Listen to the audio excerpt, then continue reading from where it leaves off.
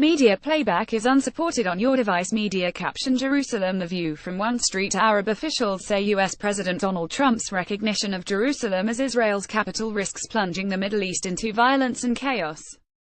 The move ended U.S. neutrality on one of the region's most sensitive issues. Arab League foreign ministers now say it means the U.S. cannot be relied upon as a broker of Middle East peace. The statement by 22 countries, including close U.S. allies, comes after a third day of violence and protests in the West Bank and Gaza Strip.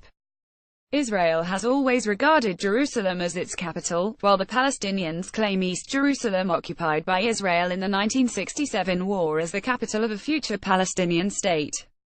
For Mr. Trump, the decision fulfills a campaign promise, and he has said it was nothing more or less than a recognition of reality.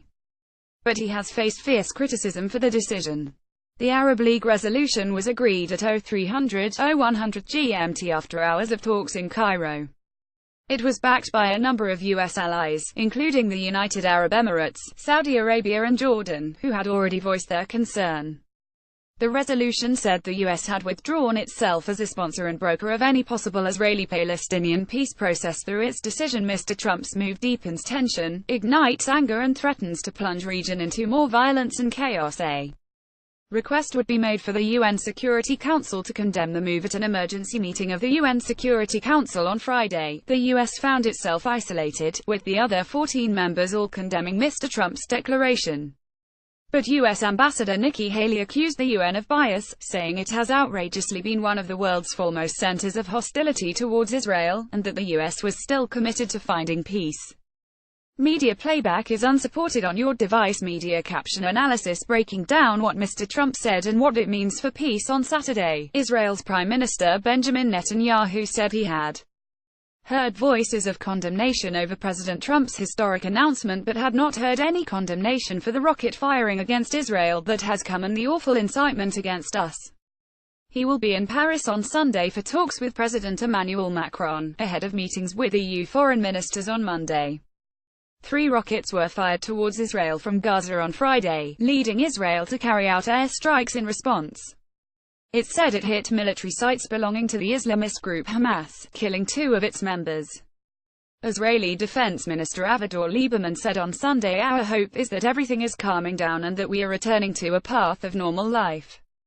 However, protests and violence continued in a number of nations on Sunday. Local media reports say there have been clashes outside the U.S. Embassy north of the Lebanese capital, Beirut. Thousands of people demonstrated outside the U.S. Embassy in the Indonesian capital, Jakarta, some waving banners reading "Palestine is in our hearts." A burning object was thrown at a synagogue in the Swedish city of Gothenburg late on Saturday in what police said was a failed arson attempt. Jewish community leader Alan Stutzinski said recent events had led to higher threats. Image copywriter Getty Images image caption clashes occurred in the West Bank town of Nablus on Saturday. Why Jerusalem is so important. Jerusalem is of huge importance to both Israel and the Palestinians. It contains sites sacred to the 3 major monotheistic faiths: Judaism, Islam and Christianity. Israel occupied the eastern sector previously occupied by Jordan in 1967, and annexed it in 1980, but the move has never been recognized internationally. Media playback is unsupported on your device. Media caption here. The city of Jerusalem matters. Some 330,000 Palestinians live in East Jerusalem, along with about 200,000 Israeli Jews in a dozen settlements there. The settlements are considered illegal under international law, though Israel does not regard them as settlements but legitimate neighborhoods.